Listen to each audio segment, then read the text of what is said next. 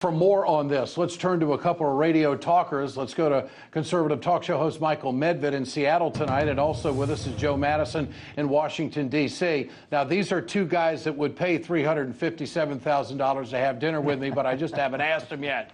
The money is unbelievable, and we'll get to that. The money's unbelievable. We'll get to that in a moment, but I want to play with both of you gentlemen the what if. Michael Medved, from a conservative standpoint, what if Hillary Clinton were to be upset here in New York? How would you view the overall picture, and really what would it mean?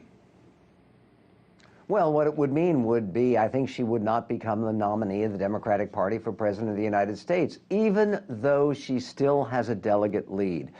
Because I think people are nervous in the Democratic Party and across the board, because what you have as a real possibility is two very, very vulnerable candidates, one as the Republican nominee, where the majority of Americans say, I could never vote for Trump.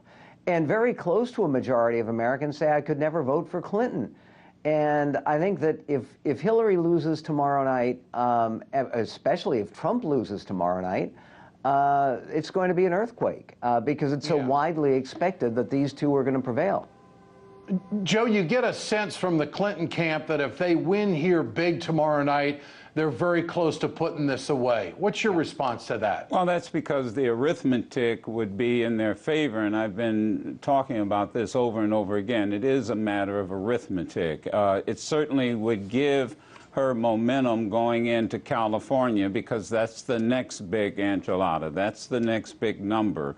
But Michael is absolutely right. I mean, the big news would be if Trump loses and Hillary loses. You know, it would be man bites dog kind of news instead of dog biting man. What worries me, though, about Bernie Sanders, and as I was listening to your interview, the word that keeps coming to my mind, Ed, is he's authentic. This is what Bernie Sanders has going for him. He is authentic with his message. His stance down through the years basically has not changed. But here's what worries me, and that is when you said these are people who have not voted before. Are they registered to vote? Large numbers don't necessarily, at rallies, don't necessarily translate into people going to the polls, and with a closed primary, it certainly may not translate. Okay, so let's say Hillary wins tomorrow night by a pretty good number, and there's a lot of polls out there that say that's going to happen. It's going to take a lot of enthusiasm and a lot of motivation, I guess, for that not to happen. But what if Sanders pulls it off?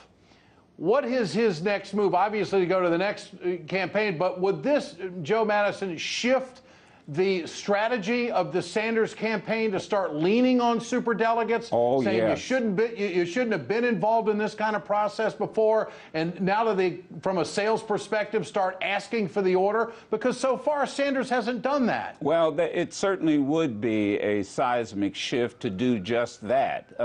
You know, but I don't get.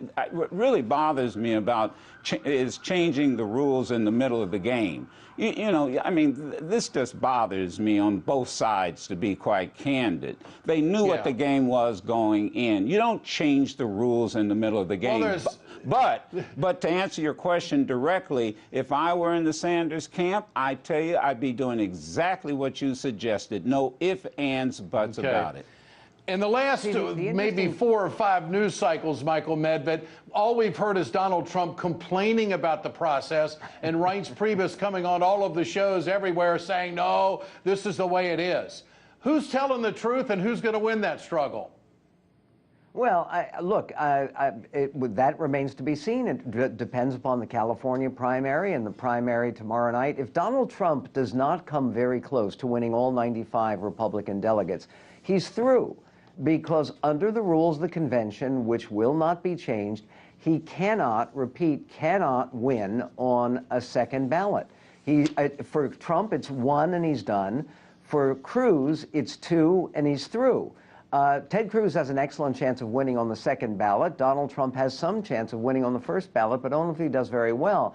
For Donald Trump, every day,